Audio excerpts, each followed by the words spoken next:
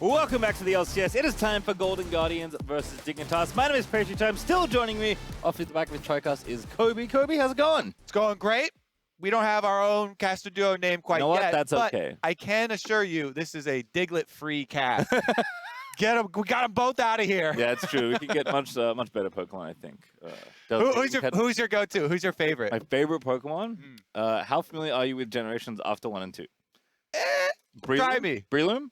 Okay, no. Unlucky. The people out there know. I'm an old school main.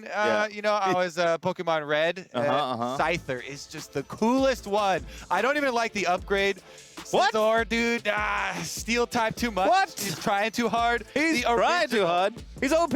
Original Scyther. He's got blades, kind of ninja bug looking like. That's definitely a good. Oh, yeah. All right. Dignitas versus Golden Guardians, baby. They're both coming into this match up off of wins yesterday, Pastry Time.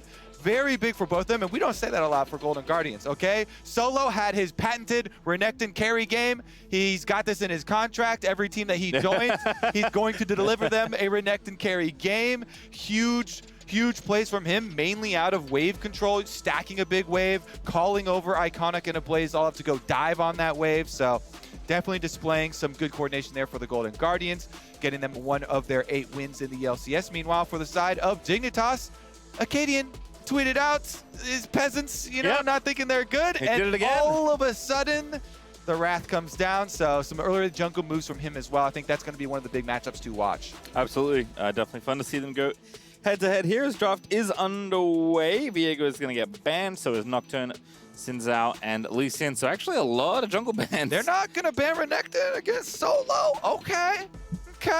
We'll take that one in stride. Mage is going to be back here again. I'm really curious to see what a Blaze Olive does go for.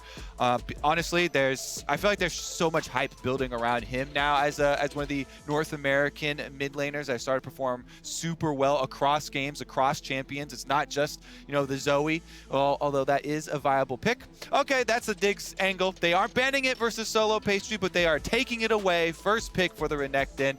Now the Crocodile is on the other foot. I was going to say, this feels like the other option, right? Where if you're not going to ban it away, you at least take it away, which effectively does the same thing. And hey, maybe you like having Renekton in your team as well. But Kalista Diana is the response out of Golden Guardians. A pretty potent 1-2 pick there.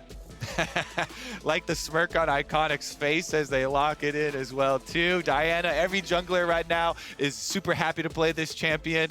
It just feels good. It's not very difficult to execute. You have huge team fight impact. You can get really big multi-kills with it. Followed up instantly, though, here from Dig, the Akali, the assassin that does what almost no other assassin can do, Pastry Time, and team fights well in competitive because of the mobility of the champion. Yusui getting it again. He's actually one of the players I feel like has gotten his hands on Akali most often, and it does set up Dignitas for some pretty aggressive solo lanes here. Although obviously all Akali lanes pretty much until you're level 6, you are playing back. You are usually going to give up your early wave control. That might be difficult considering that Golden Guardians can go for a super aggro pick there for a Blaze in the mid lane and try and open up the game, trying to combine with Iconic's Diana. Yeah, a ton of options here, though, as already done with phase 1. Actually, Na was the last pick for GG, so Aphelios going to get banned away. Feel like he's been kind of the next default AD carry, with Ezreal getting somewhat kicked out of the meta, with Divine Thunder being taken down many notches for range specifically. And I kind of like that ban as well, because what Golden Guardians are throwing down in the early game is, hey, we are going to play bottom triangle of the map. We're picking the Gnar into Renekton, which is the stay at range, avoid getting dove early, avoid getting your flash blown early. Just as long as the Volibear Renekton does not get a dive off on you, does not get a kill on you, you are going to scale quite nicely for a team fight AoE wombo combo based around a Diana game for you. And they want to play around this Kalista. This is Stixxay's Kalista, probably his second most famous champion, right behind the Caitlyn. So I want to see Tristana, hello? To me, the Kalista was a bigger highlight, but did get the championship with Tristana. I mean, look, he's very good on all these champions. I agree with you. I think Kalista is one of his better ones, so nice to see him back with it here. And clearly, Golden Guardians are willing to give him priority. Varus, Felios, though, the last 2 AD bans, and 2 mid bans there from BlazBlue of TF. And LeBlanc, 2 very smart bans against Akali out there. I really have wanted to see TF pop up in NA because it's popping up all over the world, except for here so far. So hopefully we get some more of that map-wide play soon. But good pointing out, multiple champions that can reveal Akali in the Shroud, with the LeBlanc being a premier one as well. Double lock-in of the Xayah Rakan bottom. This is one of the I feel like should get used more frequently, especially against Diana being so popular and this hard dive coming in. The Xayah easily able to ult it. We'll see what happens here, though. A Blaze. Is he going to actually take the Tristana? It is going to be Tristana for him. So Nautilus plus the Kalista, very aggressive on bottom side. Want to see if they can actually play off this. They've got the matchups to do it. With mid lane having a Tristana into a Akali matchup, you always want to try and push in early, get those turret plates down. It's one of the ones where it's super highly popularized. You can either get a lot of turret plate money, or guess what? You push the Akali in, your own bottom with the Kalista Nautilus lane, and then you look for your kills. Plus, you can get rewards afterwards, either turret plates or dragons. Yeah, you can kind of see what Golden Guardians want to do, right? They've got enough front line to let the damage dealers get it done. Lots of CC as well, which might be tough against the likes of Rakan and Akali, especially given the meatballs in the front side for Dig as well with Renekton and Volibear. But we'll see how it plays out. For me, Tristana is kind of the champion that we saw BlazBlue kind of first have one of those really big games, right? And it was quite a while ago, right? Back in spring. But to me, that was maybe the start of this is what this player could be like, right? This is the player that I saw in Academy when I watched him play for 2 years. This is the player people were hyping up when he was first drafted in Scouting Grounds. And it is nice to see that he has risen to that occasion, starting to become more comfortable on the stage and stronger in these games. Yeah. I will say, too, it's a very fun support matchup, because whichever support gets the early move on the other one is going to have a huge advantage. Nautilus into the Rakan. You have so many little mini bumps and CC that are not greatly reduced by tenacity from the Nautilus kit, because although there is a mini stun in the ultimate, it's mostly for the knock-up. You get the hook with your bounce back with your little knock-up and your passive route. So there's a lot of options to try and get the early kills. And if you can break, catch the Rakan on the E out, then you can definitely kill them. But on the same token, if Rakan gets initiation on the Nautilus, it's hard for Renatus to reactively activate the Aftershock. And without Aftershock, they can definitely focus you down. Yeah, kind of just a walking target there. Pretty squishy with the Aftershock proc, so have to be a bit careful. Try and die nice and early, by the way. I was speared by Kalista in the fountain, which means he was a bit late, but luckily for everyone, teams are just fanning out across the river here. So looks like no invades, no Braum this game, so I guess no team wanting to take an early risk here. Yeah, you generally want to look down for sweepers as well. We get the just standard jungle switch over here. You see Iconic, you go place your trinket ward, recalls, switches back over to the sweeper, but doesn't look like there's going to be any sort of late invade for them. There's not a lot of need for them to split map. As we said, there's a very clear arrow on the Golden Guardians matchup here for pointing straight towards the bottom side of the map. And that means their Kalista Nautilus not going to want to leash, so very easy route here from Iconic. Just start on top side, on your red, and full clear towards that bottom side. Yeah, pretty much the bottom as well. For Acadian, is getting help from the bottom lane, right? So they'll know that'll be late. Both jungles will be pretty easily deduced here, despite no wards. It's just very different goals for the early stages of the game for both teams. Guess what? One team has Renekton into Gnar top side, and the other team has Kalista Nautilus bottom side. So see if they're able to accomplish that goal quicker. Some defensive warding can definitely go a long way for Solo too. I think generally Solo is able to play these matchups quite well on top side when he knows, hey, I'm not getting jungle attention, and should be able to control the minion wave. Right now, he's going to want to be able to push the third one in so that he can actually get it bouncing back, because Volibear is going to end his route, and Volibear is a jungle champion that could very easily and oftentimes wants to actually end his jungle clear early in order to go for a gank instead. Definitely not a power clearing champion, and we'll see if on level 3 Acadian, has got the option to try and get some early ganks up top side. Solo just now moves into River, so Fake God can communicate, hey, we should be tracking his ward timer. It's very easy to track top laner ward timers. Solo basically has to use his trinket ward there. And so you can actually easily route around that as a jungler if you really want to force on top side. You know, you can go that long route through the ramp over by the Raptor camp, and they just ping on it. So maybe he is doing it, and you know that he warded here in the river. So yeah, this is straight out. You can just do this at home in solo queue too. Well, kind of to what you were saying, I do agree. I think Solo is actually a very good weak side top laner, but we'll see if he gets punished here in just a moment. Bottom side, though, Chime going in, and the rest of the team going in as well. Aframu going to get rooted in the front side. Ignite is down, though. Chime is so low, and that's looking like a kill. Afra is going to get ignited as well. Needs one more. The teleport's coming in, and Aframu, he's just going to be left to a dead. Oh, it feels bad, man. As the Blaze Olive's going to get Neo's flash, and First Blood's going to go over, but Solo did indeed die. Nice call, Kobe. So, Pastry time. We set it up. Guess what? Each team has an arrow from Champ Select. Dignitas arrow points right towards top side. Guess what? They get their top side play, but Golden Guardian's arrow points bottom side. They get theirs. Solo returns. This looks very spooky. Mininar is very fragile champion getting zoned off now. He's got flash. There's no way he's going to die here. You don't know that. Again. Okay, there is a way, but we would greatly criticize him if it did happen. Well, Solo's okay. So once again, Kobe's all right. Guessing that CS over Solo is going to feel a bit bad, but it's just going to scoop up what he can as we watch this one again. Again, okay, so Nautilus goes in, but when the Aftershock falls off here, it becomes so squishy. And you like where Aframu actually placed the W on Rakan.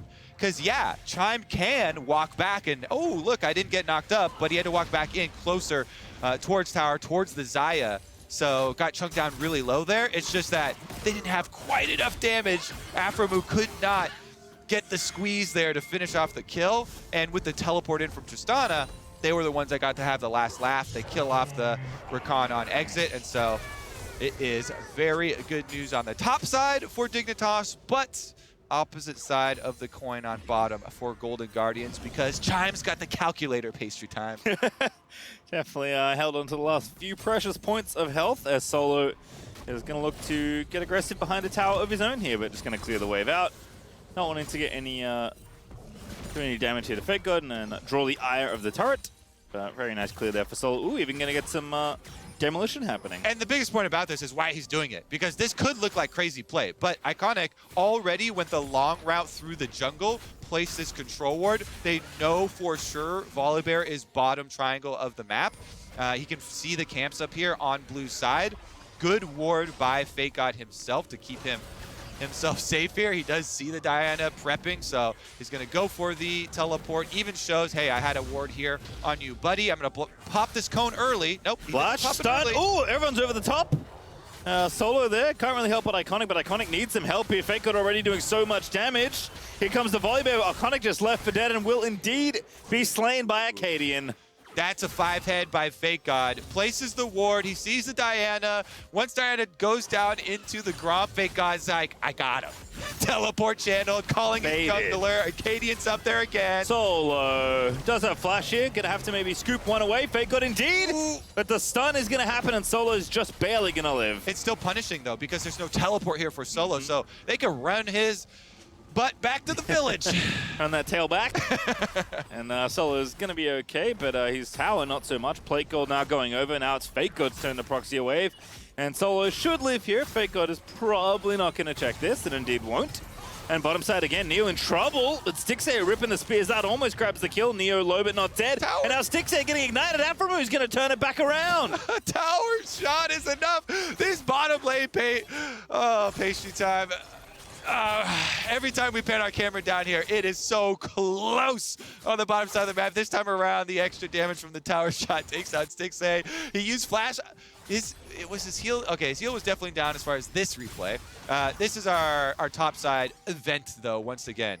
So Iconic, I guess he doesn't think there actually is a ward there, and he thinks that's a natural recall from Renekton. So he doesn't think that he's been found out. But they saw Volibear heading up on the control ward. I just saw on that mini-map, they definitely had vision of Acadian. So Iconic definitely overstays, but is able to flash to the opposite side of the blast cone, so gains some distance here. As you know, though, it's not enough distance. Conqueror Renekton chases him down. Acadian's like, you know what? All that hard work, Fake God. Well done. Take the kill. Thanks. 2-0 now for Acadian. Feeling pretty good. Thank you. Got the chain ready to go, building in towards that Divine Sunderer. Solo is trying to continually pressure here in the 1v1, but Fake God's feeling just fine. Up about a wave of CS so far. Mid lane, though, is actually good news for Yusui. He's level 7, hasn't died, and the CS is pretty even. So you call that a win with only one plate taken by Tristana. Yeah, one plate in payment for the matchup here from Yusui. As you said, teleport looks like it's just about to come off cooldown, so he's actually in a very good position.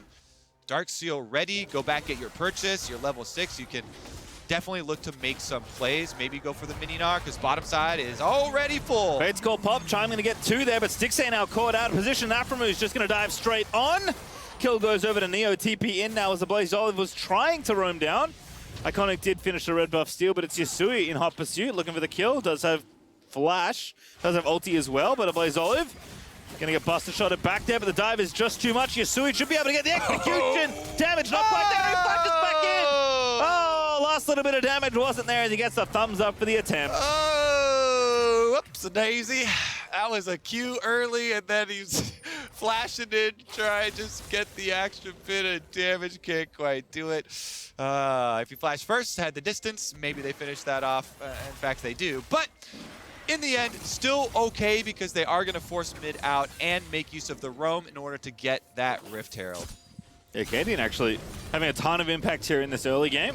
Gonna go ahead and grab the Herald for his team. As Fake God and Solo is still duking it out here 1v1. Solo gets the push back, but that's more on the wave than actual damage on the Fake God, but Fake God is going to try and pull it away.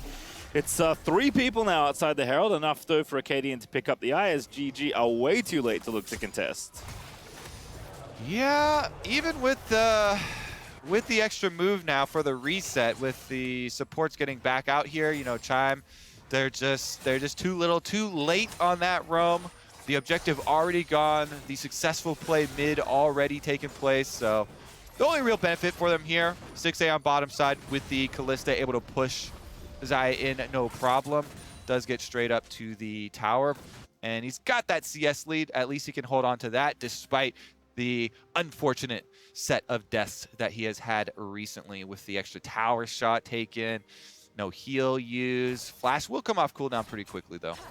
Gold is also even, which has to feel pretty good for Golden Guardians given that they had 3 kills down, but again, have Stixay with his lead. He'll be very important come the mid-game, and Blaze Olive still farming up, feeling pretty good about what's happening in his lane and the plates he's been able to take there, as he did grab a second just in mid. There is this Infernal Dragon to consider. Looks like Chime is in the area, and you can see from the gold charts, it is the 2 marksmen on the Golden Guardian side currently at the top.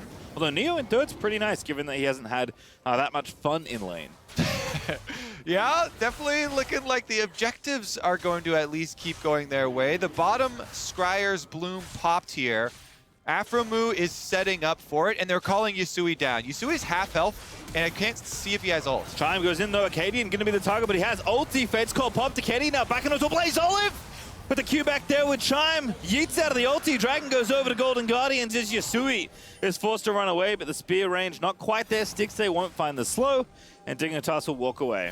Yeah, very dangerous here. Oh, Still for Dig. TP in, looking for the wall, doesn't find it. Gets the scoop onto Afro though, as Chime once again is lining up the hook. Great ult there out of Neo, and a good flash as well out of Afro is going to keep the bottom lane alive for now. But Iconic ready with the ulti, finds the Q.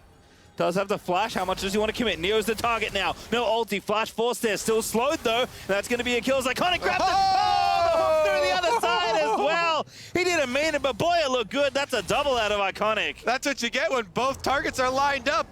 Blaze Olive easily able to rocket jump out of this one. But yeah, the lovers duo betraying each other. As Zaya dies just in time, they're lined up, so the hook aimed for the front one, able to get the Rakan right behind him, and guess what? 2 birds with 1 stone. Yep. 1 anchor? 2 birds with 1 anchor. Good fishing there by Chime. As Solo's going to go ahead and meet the Herald before it gets another charge. Nope. Does do the damage there to the tower, but Solo is going to collect the gold from this wave. That does mean first tower gold goes over to Dig, so Fake God and Acadian kind of reaping the benefits of all of their pressure in the top side. So Stride Breaker already done for Fake God. Acadian still feeling pretty good at 2-0-1, and now has finished his Divine Sunder as well. Gold, they're still pretty close, so Golden Guardians don't need to panic just yet. I mean, I'm having fun with all the action that we're getting. Oh, yeah. Pastry time. Just coming up over and over here. The junglers definitely are focal points for both of it. I have to say, though, Dig, they way overreached at this dragon setup. Golden Guardians had a much better setup on it just initially with the Kalista already towards dragon, fully able to rend it out. And then the bottom lane, even after it was already taken and mid lane pressure was achieved by Golden Guardians, the bottom lane still went so far up into the river. And here's our double bird kill. Okay, Iconic's able to burst him down just in time. I'm gonna say, you know what, credit to the team. That was also calculated. Iconic's like, don't worry, I got him. Early anchor. Rakan won't see it coming. It's like burst him down in time. It's the advanced version when Blitz might minion to try and hook a champion. Good timing there from Iconic. Good just treating Neo like a minion there for Iconic. Diana burst says bye-bye to AD carry. Flashless ultless Xayah. Pretty much a caster minion. As Fake God is going to get Dominus rolling. Here's Solo in trouble, forced to flash away as Fake God's starting to amp up the pressure. Yeah, Fake God been doing pretty well for himself. Here goes the Akali games, though. Back goes the Akali. The placeholder just shoots him back with Buster Shot, but Yasui at least applying some pressure. Yeah, as if Akali itself didn't have enough dashes in the kit already. You add in the Buster Shot from a Blaze. Good disengage there for a Blaze, though, able to keep Yasui off him. Gotta use them sometimes. You know, just gotta press your ulti. It's been a while, right? There's no fights happening. Dragon's not up for 2 minutes. Yeah. Just press them. You'll be back. Gotta be careful. If the Akali's got a shuriken sticking out of you, then might not want to. That's a bad time for you. Yeah. Do it a little bit early. Some stuff, though. Okay, so people generally just complain about Akali because he's quite strong right now, but we have time to delve into why exactly, because it's actually really fun to play the champion. Oh yeah, it's fun to meme about it, but it's actually a really fun assassin to play because she does what very few other assassins can do in the game and can actually team fight Pastry because of the scaling on her Q, where they lowered the energy cost as you rank it up. Once you get that level 9, it feels so juicy to have max rank Q. It's only like 70 energy at that point, which means that Akali now has enough burst in her kit with all the extra damage loaded onto E that you can get your first kill on a priority target simply by doing your R1 into E1 combination by hit confirming it, since R1 is now targeted. And then you go back in with your passive auto already charged to get your E2 damage, plus your passive auto, plus your Q to be able to finish off target number 1. And then guess what? You're left with shrouding within the enemy team to buy the time. And your R2 second charge is just sitting there, waiting for that AoE execution damage for the rest of the team fight. So beyond just assassinating one squishy target with your normal combination there, you have another one left over that is AoE, that is execution damage, and that's where you get a lot of those highlight Akali pentakill type of situations actually coming out, and why this is basically the most picked assassin throughout competitive play. Yeah, especially with an item like Riftmaker, right? It makes you much more of a brawly style champion, which is not what you expect from, you know, your typical fragile but mobile assassins. Akali really strong, and maximizing the passive, if you want to play her at home, definitely the way to go, because she doesn't really do much, especially with garbage can level 1 Q. Yeah. It's so bad. But later, when your Q is 70 energy, it's a lot better. Oh, here we go for teamfight. Teleport coming in flank. Throw getting in there, finds one in the back line. Iconic stunned up forever, trying to rock about the way, but will be slain by Neo. And now Fake God is going to get the ulti out of Stixay. And Golden Guardian's going to have to play a 4v5. All right, the R2 expires now for Akali, so they got the first kill without having to use it. Now they won't have another charge, though, for the actual dragon fight. Golden Guardian's already down one member, though, and without Diana, that is definitely risky. Not a lot of ultis to press here, but are going to at least maybe try and poke them, but nothing to really get. Stixay actually shoving in the mid wave. We'll get it. That's a really nice bit of counterplay.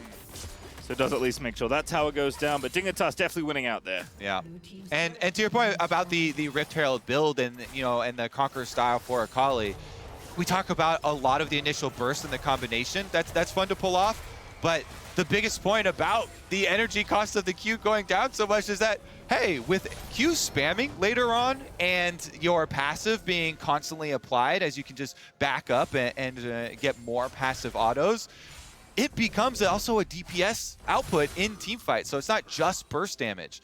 Biggest thing to me, too, for junglers, hey, give energy champions blue buff. Yes, please. It actually turns Akali into a machine gun, okay? It definitely benefits them quite well. Over the years, you know, there have been different times where you weight it more heavily or less heavily. Now is definitely one of those times where you actually get a huge benefit out of it. It's like little baby Earth mode. It is. Akali just can't stop clicking Q. Oh, this is very interesting. Blaze Olive getting the max distance here, but trying to make it happen. Oh, Akali! Just so good. Blaze Olive does get hit by the skill shot, and as a result does die, as Acadian is going to make it 2 here for Dignitas QNTMPAY, just kiting around, and Chime so unbelievably dead. Who gets the kill? Shuriken! Of course, but Akali. Yes. As soon as you got that shuriken sticking out of your back, you're just walking away 5 steps. You know you're doomed. Solo on the top side, though, going to try and get something back here for Golden Guardians. And remember, the gold has remained competitive with all the talk about Akali and this kind of conversation warping champion in the meta right now. They are still plugging away here for the Golden Guardians. They do have a very nice AoE combo available to them if they can transition to this towards the mid-game. Yeah, secondary Rift Herald is going over to Dig, but not going to be a big deal if Golden Guardians can properly manage their Gnar Rage Bar and get the Dream Initiation. Nautilus Ultimate into Diana plus Gnar.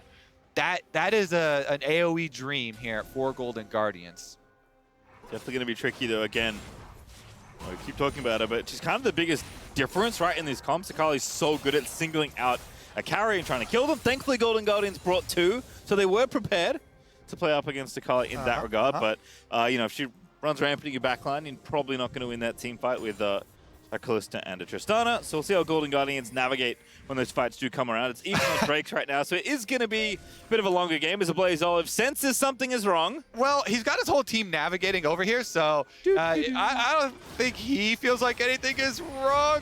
I don't think they actually know that this Akali's in the brush. And it's definitely beneficial to remain unseen for Akali right now because the entire Golden Guardians team had been rotating over. Blaze Olive. Ooh, it's very interesting. Faster shot back again. Blaze Olive trying to run. No, not happening. Yasui, they're going to get driven by Solo. That's going to be the counter kill Golden Guardians are looking for. And now they're going to maybe try and kill the tower and play the 4v4. Yep, tower dead. Acadian in the front side goes golden there as Aframu's running around. Fate's call pop. Stixay still hopping mad around the back line. And Chime goes in, goes golden though as Iconic does the same. It's Stixay still looking to try and find the damage, but Dig have sectioned off the rest of Golden Guardians. Neo's going to take down Iconic, and Stixay still battling, but there's just nothing left to fight for. Yeah, Dignitas on the chase here. I think they should be able to get Chime. Oh, so good by Fake God. Dashes through one, dashes again, Stride breaks both, and that's going to give Dignitas the ace this Chime. It's going to live. Rakan going down, though, and somehow Stixay still alive as Fake God is going to finish what he started. That's the delayed ace they were looking for. They're not done yet. Here comes a Blaze Olive. All right, gets on in there, TP's through. Fake God now again, still hunting. Dash 1, stun, job's done. There's a Q out of Renekton. Ding, ding, ding, ding. The champion of the arena is Fake God, Renekton pilot extraordinaire. Ends with the red buff. Last champion left standing. Everybody else taking a fall in this top side brawl pastry time. And that's what we're saying. These are fun bangers here. Yeah, I mean, Digger pulling ahead, right? 2,000 gold ahead. There's going to be a dragon to fight for in 30 seconds, but Stridebreaker, Connoisseur, Fake God definitely putting the finishing touches on that fight as Golden Guardians are going to have to rally back and look to play for this next objective. It's so nice, too, actually. You know, new Stridebreaker, insanely effective against Kalista with the attack speed slow. So brutal. Keeping her pinned down. Here's Yasui lying in wait, seeing, eyeballing this Tristana for so long. Blaze, he tried to rocket jump over, I think, too far of an angle over the wall there. That's why he hopped just straight up in the air. And if you don't make it that far, then you're going to get Oh my God, what is going on? Blaze Olive's taking down Afro. Fake God in the front line, trying to make it happen, but he's left for dead as well. And now that's another one as a Blaze Olive is moving in. Yasui going to try and make it happen, trying to assassinate a Blaze Olive, but it's not going to happen. Nautilus ulti follows through, and it's the counter ace out of Golden Guardians. That's going to be Baron for Golden Guardians! They've done it pastry time! And guess what? Golden Guardians are currently on a 2-game win streak. They're heating up. They're about to be on fire. Pastry, if they can take down Dig here. What a reward for that team fight. Baron on top of all the gold for an ace pastry time. It's not always about do you kill everyone on the enemy team, it's what time are they all dead. And this is the perfect time, certainly, for Golden Guardians, as they will collect a Baron, go back and spend their gold. Now they're the team 2,000 gold ahead, but it should be a lot better as we'll watch the flip, the switch, rock out replay. All right, let's get right back into it, because it is Dignitas trying to start it out. They get the flash initiation from Rakan, from Afromo here, but a Blaze Olive just blows him up on Tristana instantly. Diana does get the ultimate off before dying, so was able to do his job there. Iconic did die, the sacrifice that Golden Guardians were willing to make here. Blaze Olive then able to flash out at the attempted counter kill there from Akali, turns it right back around, and they chase down the extra kill here with Nautilus, Chime hooking him in. So really nicely cleaned up there by the Golden Guardians. They did have to sacrifice their jungler, but that is definitely worth it for them. All right, we'll see how much damage Golden Guardians can get done with the Red Bull Baron buff. Chime with a hook, though, finds Acadian. Not all that tanky. Forced to ulti out, though, will keep him safe and a bit healthier as Golden Guardians are looking for this mid-tier 2. Yeah, easy side check here for Solo. He's just looking around for any flankers. While he's Meganar, you can easily face check. I like this from Golden Guardians. They're not taking any risks. Send in the Meganar. Make sure nobody's lying in these brush. Put your control wards down. Set yourselves up for your dragon control if Dignitas try and come poke around. All right, well, Krog Speedway was taken there by Iconic to move himself back around. Looks like Dragon's going to be taken by Stixxay, as Solo is going to get the wave prepped in the bottom lane here. Golden Guardians still want to keep going here, take as many towers as they can, because that's a lot of gold they can collect off this Baron, and ideally, they get access to an inhib, and I guess in the perfect scenario, besides, I guess, winning the game, they take one inhibitor off this Baron. Yeah, that would be perfect scenario for Golden Guardians. They have not had a 3-game win streak all year long. They had one other 2-game blip there. This one would bring it all together. They added Solo in between splits, and they've been looking a lot better. Also, never had a 3-0 weekend, if that's the case. In which case, this could be the start of it. Okay, this one, I like where you're going, Paige. You know, reach for the stars. You give me a 3-game house. You know what? Let's go 4 then. Keep on adding them up here. One step in front of the other, though. Surely you can win 3 in the same weekend. It's the same thing. Exactly. If you can win one game, you can win them all. You can win worlds. All right, we'll go back. Golden Guardians, they're pushing down bottom side.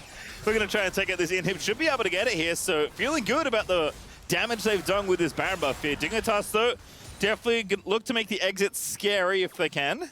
I, for one, am looking forward to the Blaze Olive Tristana world skin. It's going to have something to do with fire and olives. I don't know. Maybe the Tristana shoots fiery olives out of the cannon. Yeah, once he activates Q, they're on fire. It's tight. Ship it.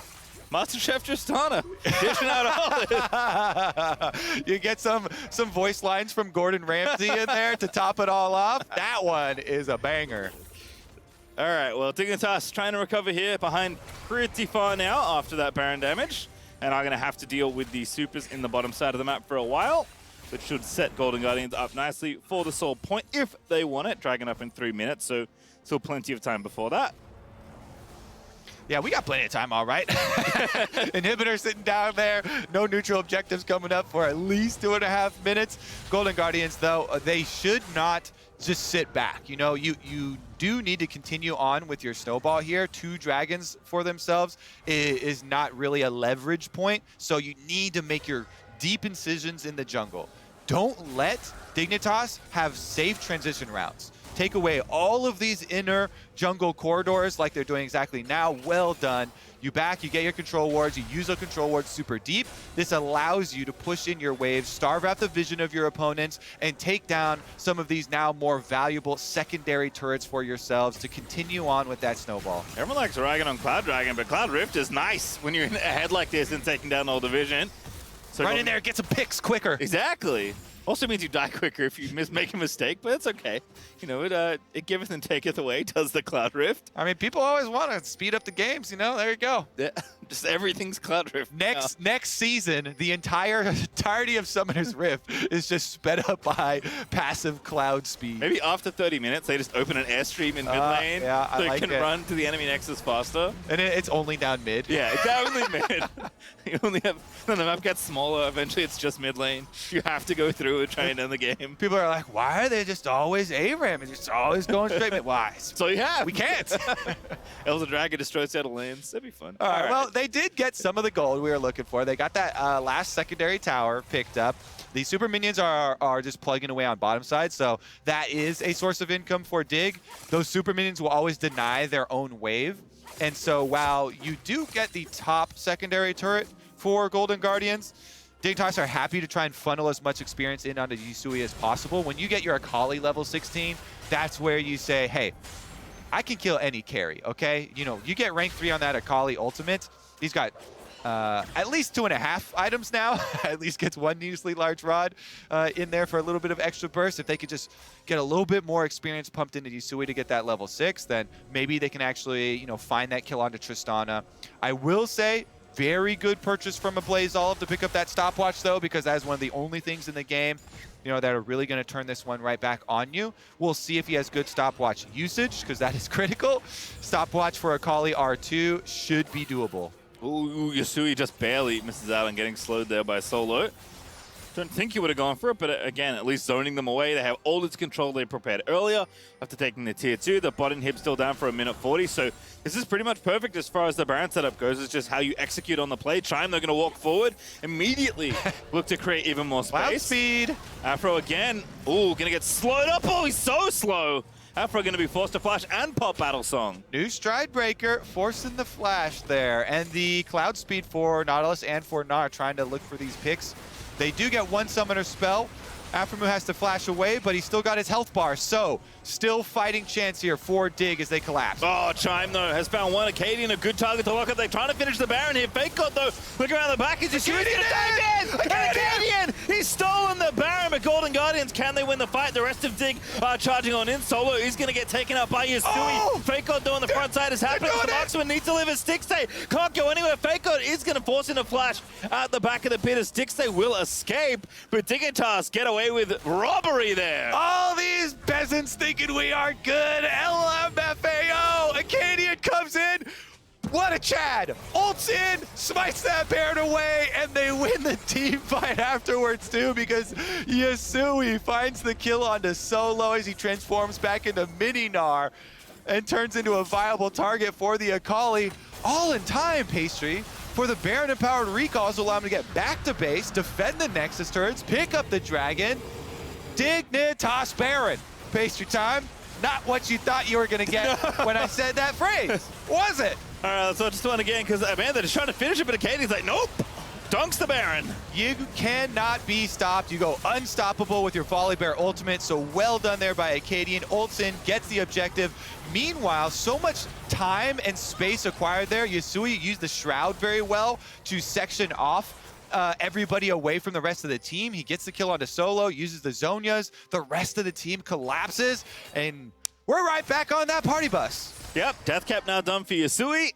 Baron now in the hands of Dignitas, so they can look to build themselves a bit of a lead and keep this game back to basically the even spot it's been at for 31 minutes. You see an Akali with Death Cap here. That Akali can definitely kill off any carries, even with a shield bow and a Guardian Angels there. Stickstay still has to be cognizant of his positioning.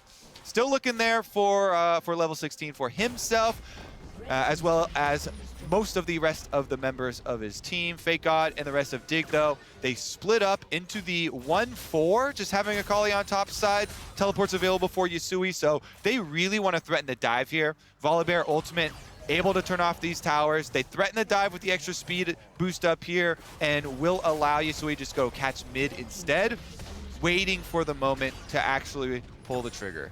All right, well, gold is now even, but still not done here for Dig. 40 seconds of the Baron buff left.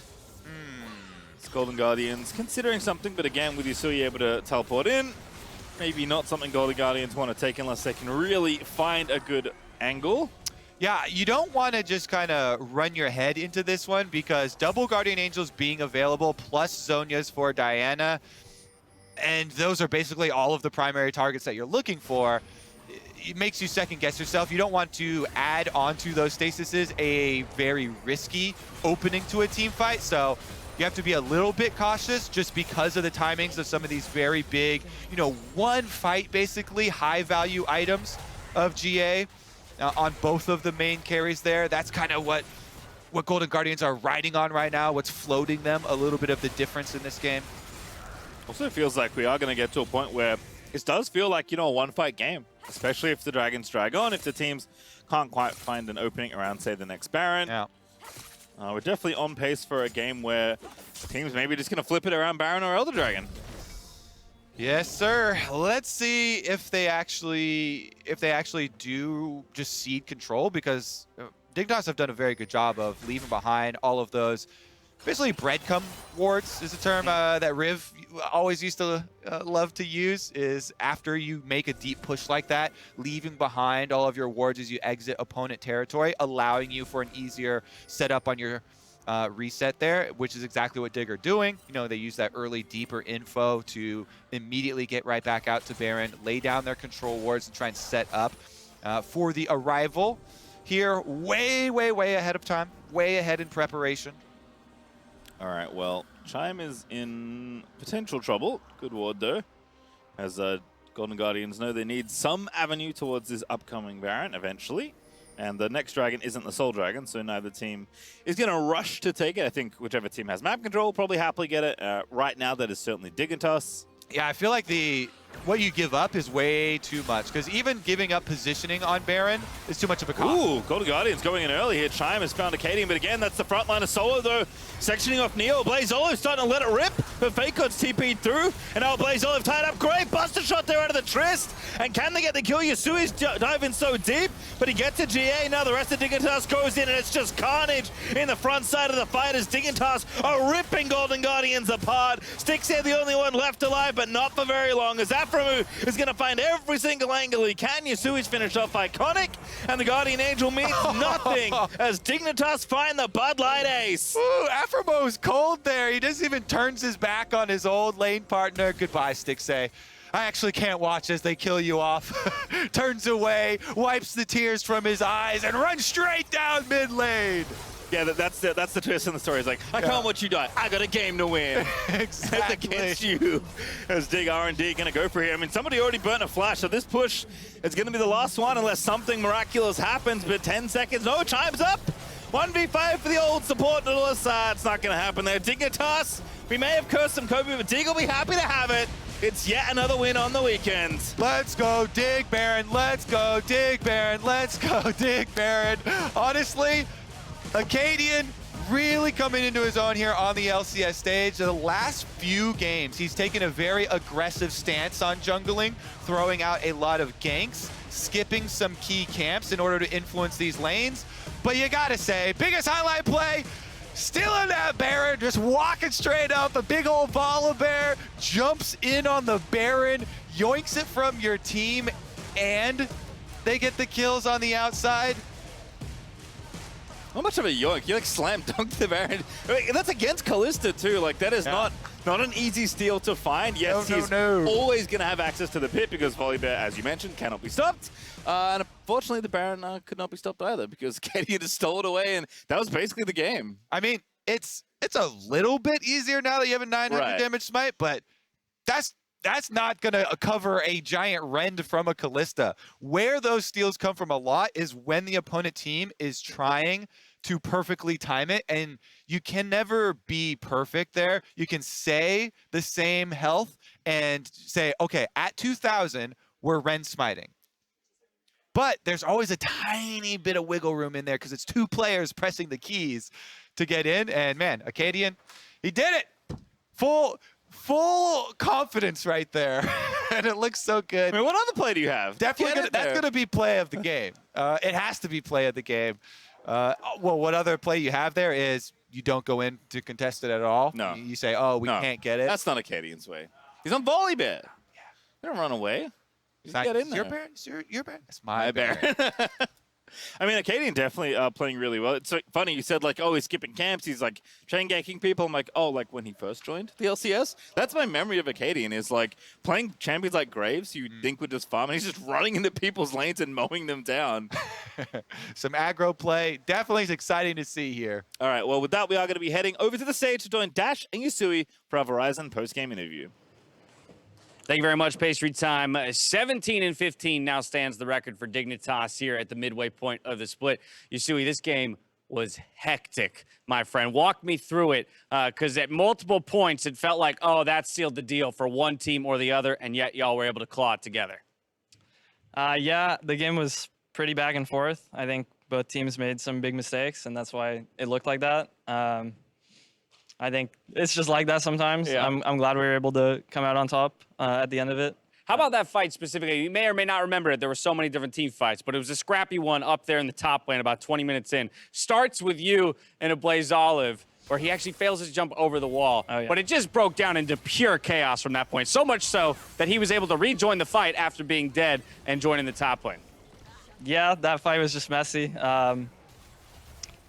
I went for a weak side play. I think I killed him. Could have played it better at the end, and yeah, it's just it was a back and forth game, scrappy. If we talk about then clean and ideal play, I'm kind of curious for you, as one of the newer additions to the LCS roster alongside Acadian, how ultimately it was talked about that the two of you are meant to slot into the LCS team. Was the goal to try and fit in seamlessly with the team's previous identity, or to redefine that identity with you two in the lineup? I think a big reason I was brought into the team was just because I played like a different set of champions than Soligo. In particular, like the meta's been a lot about bruisers and melee champs, assassins, that sort of thing. Yeah, I think at the end of the day, like the goal is just to play as clean as possible, and I think we've been making progress just getting our teamwork down. Obviously, we were a bit behind other teams just making the roster swap, but it's been pretty good. I'm curious, though, because so much of the conversation around Dignitas in spring was the teamwork and the ability to outplay in fights, the unique champion picks. And in so many ways, we were able to say that we were surprised and delighted by this squad, but sometimes couldn't pinpoint exactly why. And the team overall was underestimated in terms of how they would ultimately show up in spring. It's been a little bit of a struggle here in summer, but you guys are now slotting in. You're staring down the barrel of a 3-0 weekend here if you're able to take your game tomorrow. I'm curious how you feel in the growth and journey for Dignitas in summer as you look towards that playoff picture. I guess just for me personally, I guess coming in, it was obviously like a big transition. I think the level of play in LCS is significantly higher than Academy. So for me, it's just been about learning and getting better, and also just meshing with a new team. It helps to be playing with Matt again. I think we have good synergy together, and we built that up last split. But yeah, I think overall we're improving and getting better. Yeah. Good to see the support from the squad as well out there in the audience. I guess my final question is, and you've already called him out as one of the people that is great to play alongside, you know, who for you has served as, you know, one of your greatest mentors in your growth, specifically as a mid laner? Probably my coach Mabry, because he's really hard on me, and he calls me out when I'm boosted, so. There it is. I just saw the hand touch the heart. That's what I like to see. You love to be called out. Claps from the team all around. Congratulations on the victory today, and best of luck in your game tomorrow. Thank you. From here, we're going to a break. When we come back, we're hearing from FBI, our MasterCard Player of the Week, as well as Papa Smithy ahead of their game to close out the day. We'll see you there.